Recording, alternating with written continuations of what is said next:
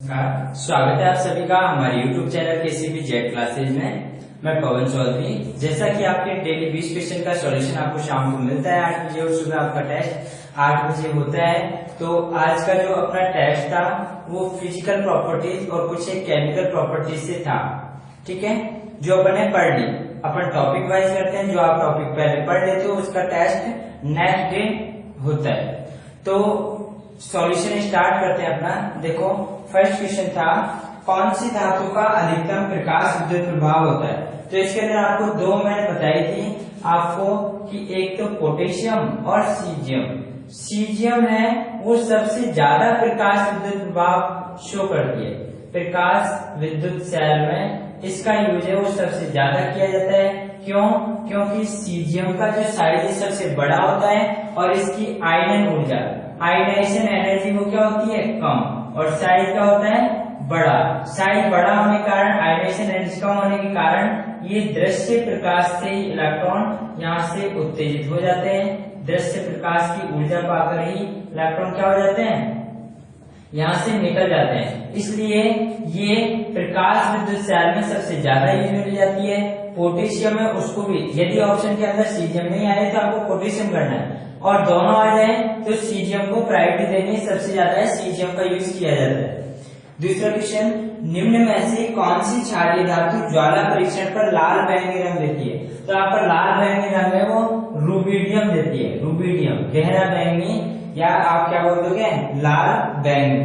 ठीक है, और उसके बाद तीसरा क्वेश्चन है क्षारीय धातुओं में दुर्बल अपचायक है। देखो, इसके अंदर जो दुर्बल अपचायक है वो आपका कौन सा होता है, सोडियम होता है। दुर्बल अपचायक सोडियम है वो दुर्बल अपचायक होता है।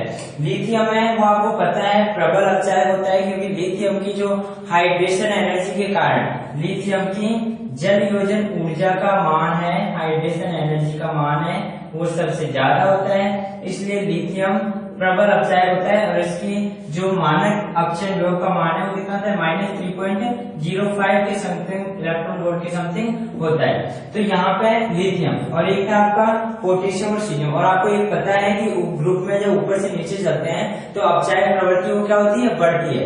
लिथियम एक्सेप्शन होता है। लिथियम है वो कहां से, कि इसकी जल योजन ऊर्जा का मान ज्यादा होने के कारण ये सबसे प्रबल अपचायक होता है।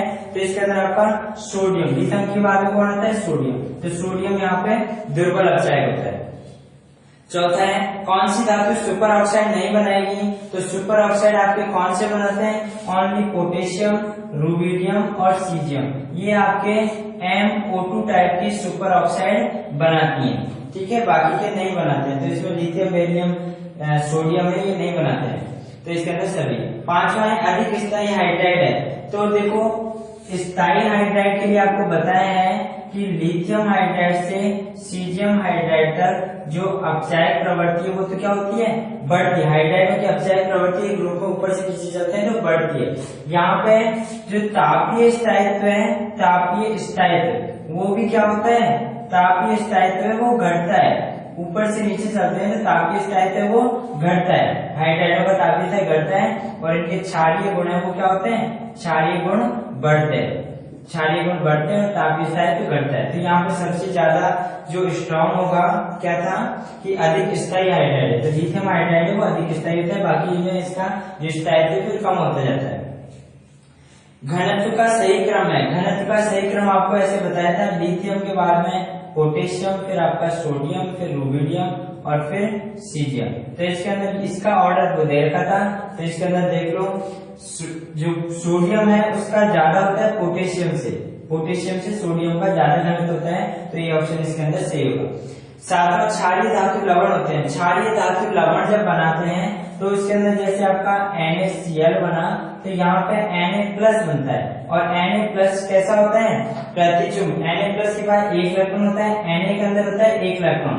यदि ये प्लस चार्ज बनता है तो यहाँ पे क्या बनेगा कि एक इलेक्ट्रॉन भी निकल जाएगा, और एक पे कैसा होगा, प्रतिचुंबकीय व रंगहीन। तो ये आयनिक अवस्था में आ जाता है, परमाणु अवस्था में नहीं रहता है। आठवां देखो, गलित पोटेशियम क्लोराइड विद्युत धारा का चालन करते हैं क्योंकि इनमें होते हैं। तो गलित जो पोटेशियम क्लोराइड है उसमें क्या प्रेजेंट होते हैं, K+ और ये Cl-। तो इसके अंदर मुक्त आयन प्रेजेंट होते हैं, ठीक है। मुक्त इलेक्ट्रॉन नहीं होते, मुक्त आयन प्रेजेंट होते हैं, जैसे K+Cl-। नवा है कि हैलाइड का उच्चतम गलनांक होता है, तो उच्चतम गलनांक है जिसके बीच में जो बॉन्ड है वो स्ट्रॉन्ग होगा। तो सोडियम और फ्लोराइड के बीच में जो बॉन्ड है वो ज्यादा है, क्योंकि इनके बीच में जो इलेक्ट्रोनेगेटिविटी का डिफरेंस है वो ज्यादा है, इसलिए बॉन्ड भी स्ट्रॉन्ग होता है। तो इसको तोड़ने के लिए ज्यादा चाहिए, तो इसका गलनांक क्या होगा, उच्च होता है। 10वां, किस तत्व की जटिल यौगिक बनाने की प्रवृत्ति सर्वाधिक होती है।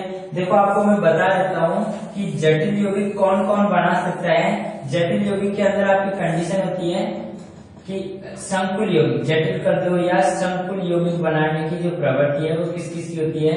तो संकुल यौगिक बनाने की जो कंडीशन है क्या क्या होना चाहिए, देखो सबसे पहले तो छोटा धनायन का आकार। धनायन का आकार कैसा होना चाहिए, छोटा धनायन का आकार होना चाहिए।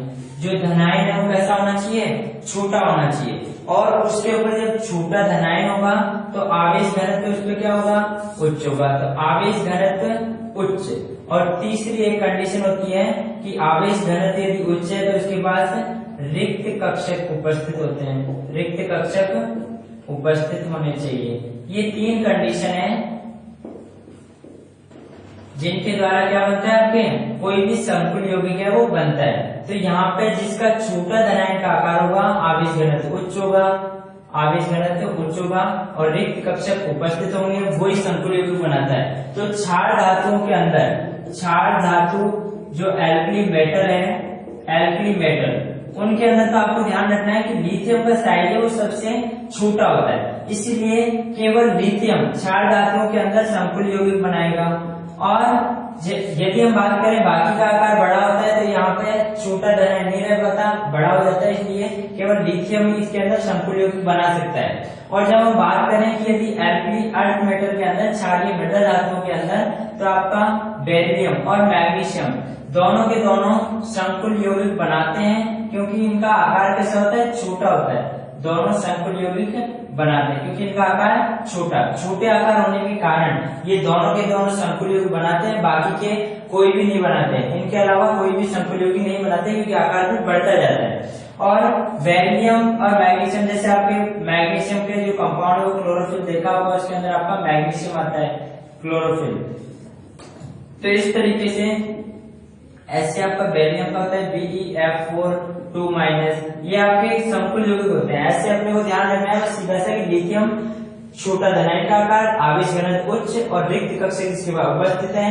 रिक्त कक्षक कैसे होंगे कि लिथियम का जो इलेक्ट्रॉनिक कॉन्फ़िगरेशन होता है वो 2s1, तो 2s के साथ में इसके पास 2p भी होता है जो खाली होता है।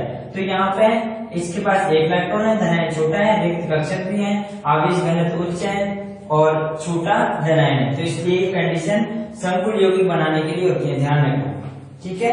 फिर 11वां देखो, सोडियम जल के साथ लिथियम की अपेक्षा अधिक तेजी से क्रिया करता है, क्यों? क्योंकि देखो ऊपर से नीचे चलते हैं तो विद्युत धनी जो गुण है, जो धनात्मक प्रवृत्ति है, वो मतलब जिसका आकार जितना ज्यादा बड़ा होता है वो जल्दी से धनायन बनाता है। तो जल्दी से धनायन बनाएगा तो इसकी क्रियाशीलता क्या होगी, ज्यादा। क्यों? क्योंकि ऊपर से नीचे चलते हैं, आकार बड़ा होता है लेकिन आयनन ऊर्जा क्या होती जाती है, कम। तो कम आयनन ऊर्जा होती है तो जो नाभिक से इलेक्ट्रॉन की दूरी है वो बढ़ जाती है, तो बाह्यतम कोश का जो इलेक्ट्रॉन है वो आसानी से निकल जाता है, इसलिए तेजी से क्रिया होती है। तो किसकी, सोडियम जल के साथ, इसीलिए लिथियम से ज्यादा तेजी से क्रिया करता है। फिर है 12वां, प्रबलतम अपचायक है। अपचायक के लिए आपको ध्यान रखना है कि एक वर्ग में ऊपर से नीचे चलते हैं तो अपचायक प्रवृत्ति वो क्या होती है, बढ़ती है। तो इसके अंदर आपका बेरियम, तो बेरियम सबसे नीचे, इसलिए इसकी अपचायक क्षमता क्या है, ज्यादा है। तो 13वां क्वेश्चन देखो, एस ब्लॉक की कठोरतम धातु है। एस ब्लॉक की कठोरतम धातु आपको बताया था कौन सी होती है, बेरिलियम है, वो कठोरतम धातु होती है। 14वां क्वेश्चन है, ज्वाला परीक्षण में पोटेशियम निम्न रंग देता है। तो पोटेशियम में वो कौन सा रंग देता है, आपका बैंगनी रंग देता है, बैंगनी रंग है वो पोटेशियम देता है। फिर अगला देखो 15वां क्वेश्चन है, इलेक्ट्रॉनिक विन्यास। इलेक्ट्रॉनिक विन्यास आपको लिख रखा है, ये देखो, ये 1s2, 2s2, 2p6, 3s2, 3p6 और ये 4s1। मतलब आपको पता है कि ये 2s1, 3s1 और ये 4s1 और ये 1s1 हेली ना की। तो यहाँ पर पोटेशियम, ठीक है, इसका ये इलेक्ट्रॉनिक विन्यास है पोटेशियम का। ये तो अपने को पता है कि एक ग्रुप में ऊपर से नीचे चलते हैं तो क्षारीय गुण बढ़ते हैं, तो क्षारीय गुण तो बढ़ते हैं, और जब हम ऊपर से नीचे चलते हैं और जब हम इधर से लेफ्ट टू राइट चलते हैं आवर्त सारणी में, आवर्त में, तो अम्लीय गुण बढ़ते हैं, अम्लीय गुण बढ़ते हैं। तो यहाँ पर पूछा था कि इलेक्ट्रॉनिक विन्यास वाला तत्व देता है तो ये कौन सा ऑक्साइड देगा, क्षारीय गुण रखता है, इसलिए क्षारीय ऑक्साइड देगा, ठीक है, ये ध्यान रखना है। फिर आपका 16वां है सोडियम तथा पोटेशियम मिलते हैं। आपको बताया था कि नोबल गैसेज को छोड़कर बाकी जितने भी एलिमेंट हैं वो किस अवस्था में मिलते हैं, संयुक्त अवस्था में मिलते हैं, वो मुक्त अवस्था में नहीं मिलते, केवल नोबल गैसेज हैं और कुछ एक एलिमेंट है जैसे आपका सिल्वर है, गोल्ड है, प्लेटिनम है, ये आपके मुक्त अवस्था में मिल जाते हैं। लेकिन बाकी जितने भी एलिमेंट हैं वो बहुत ही क्रियाशील होते हैं, इसलिए हमेशा संयुक्त अवस्था में मिलते हैं। संयुक्त अवस्था का मतलब होता है कि अणु के रूप में मिलते हैं, मॉलिक्यूल का फॉर्मेशन करते हैं, उसी रूप में मिलेंगे। 17वां देखो, कौन सा धातु आयनिक हाइड्राइड नहीं बनाता है, तो आयनिक हाइड्राइड के अंदर आपको ध्यान रखना है कि आपका BeH2 और MgH2 ये दोनों हाइड्राइड ये सह संयोजक प्रवृत्ति के होते हैं, सह संयोजक प्रवृत्ति के होते हैं। ये आयनिक हाइड्राइड नहीं, ये आयनिक गुण नहीं शो करते हैं, तो इसलिए आपका BeH2 बेरिलियम के साथ में जो हाइड्राइड बनेगा वो कैसा होगा, आयनिक हाइड्राइड नहीं होता है। 18वां देखो, फर्स्ट एक वर्ग का तत्व जो सीधे नाइट्रोजन से संयुक्त होता है। आपको जब मैंने ऑक्सीजन से जब आपने पढ़ी थी रिएक्शन किसके साथ में, वायु के साथ में, जब रिएक्शन पढ़ी थी तो लिथियम के अंदर आपने पढ़ा था कि लिथियम किसके अंदर, शुष्क वायु के अंदर ऑक्साइड और नाइट्राइड दोनों बनाता है। और इधर क्षारीय मृदा धातुओं के अंदर आपने पढ़ा था कि बेरिलियम और मैग्नीशियम ऑक्साइड और नाइट्राइड दोनों बनाते हैं, जबकि बाकी के सभी क्या बनाते हैं, ऑक्साइड बनाते हैं। तो इसके अंदर आपका क्या होगा, लिथियम। 19वां देखो, निम्न में से किस यौगिक में एक अयुग्मित इलेक्ट्रॉन है। अयुग्मित इलेक्ट्रॉन के अंदर आपको बताया था जो सुपर ऑक्साइड होता है, सुपर ऑक्साइड, सुपर ऑक्साइड का पास जो आयन है वो जैसे MO2 टाइप के लिए सुपर ऑक्साइड बनाते हैं, तो यहाँ पे आपका जो आयन होता है वो क्या होता है, O2 माइनस। तो O2 माइनस का मतलब क्या है कि ऑक्सीजन ऑक्सीजन और इसके पास हाफ चार्ज है, मतलब ठीक है, एक ही इलेक्ट्रॉन एक्स्ट्रा है। तो यहाँ पे कैसा होता है, इसके पास एक अयुग्मित इलेक्ट्रॉन होता है, तो एक अयुग्मित इलेक्ट्रॉन होता है, तो ये कौन सा है, KO2, ये KO2, RbO2 और CSO2, ये सभी सुपर ऑक्साइड बनाते हैं, इनके पास एक अयुग्मित इलेक्ट्रॉन प्रेजेंट होता है। 20वां देखो, किस ऑक्साइड में O2-2 परऑक्साइड एनायन उपस्थित है। तो आपको परऑक्साइड के अंदर आपको ध्यान रखना है कि आपको तीन चीजें बताई थी परऑक्साइड के अंदर, आपको किस किस का परऑक्साइड ध्यान रखना है कि एक तो आपका Na2O, Na2O2 है, ये क्षार धातुओं के अंदर परऑक्साइड बनाता है, और इसी के साथ में कम तापमान के ऊपर आपके कौन कौन से, कैल्शियम, स्ट्रोंशियम और बेरियम, ये तीनों भी परऑक्साइड बनाते हैं। कैसे, CaO2, SrO2 और BaO2, मतलब ये MO2 टाइप के परऑक्साइड बनाते हैं, ये सभी परऑक्साइड। आपको ये चार ही परऑक्साइड ध्यान रखने, कौन कौन से, एक तो ये और ये तीन, ये चार ही परऑक्साइड बनाते हैं, बाकी के परऑक्साइड नहीं बनाते हैं। ये आपके सुपर ऑक्साइड बनाते हैं और बाकी के सभी जो लिथियम है वो क्या बनाता है, सिंपल सा ऑक्साइड बनाता है, ठीक है। तो ये आपके, और लास्ट क्वेश्चन ये इसके अंदर कौन सा होगा फिर, BaO2, ये आपका O2 परऑक्साइड के पास कौन सा आवेश रहता है, O2-2, तो इसके पास O2-2 आयन है, इनके पास प्रेजेंट होता है, ठीक है। तो ये आपका आज का जो सॉल्यूशन था 20 क्वेश्चन का, जो फिजिकल प्रॉपर्टी और कुछ केमिकल प्रॉपर्टी से था, तो ये आपका सॉल्यूशन। नेक्स्ट आपका टेस्ट कल होगा, तो उसके लिए प्रिपेयर रहे, पहले जो टॉपिक है उसको प्रिपेयर करें, उसके बाद में टेस्ट है।